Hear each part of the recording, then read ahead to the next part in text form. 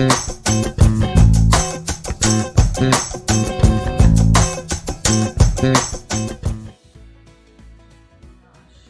have some small chocolate chips in a heat-safe bowl. I'm gonna put my stove on low and put a cup of cream, heavy whipping cream, on low heat. Heat it up slowly. I don't want it to burn. We're gonna bring it to just about a simmer. Once it's simmering, we're gonna pour it on top of this chocolate and just let it sit and melt and do its magic. I've poured the cream over the top of the chocolate. I didn't stir it up or anything. We're supposed to just let it sit for about 5 minutes.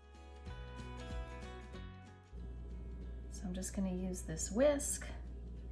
I love this little whisk. It's a Pampered Chef one I got years ago.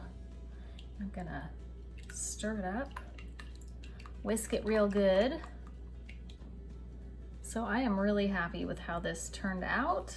I'm just gonna let it cool a little bit more before I pour it over the cake. Once I pour it on the cake, it should harden into a really nice, silky, smooth chocolate topping.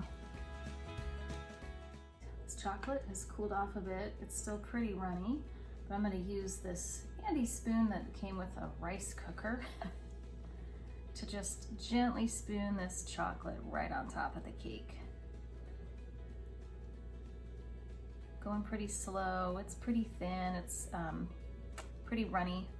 I'm just gonna let it run down the sides of the cake.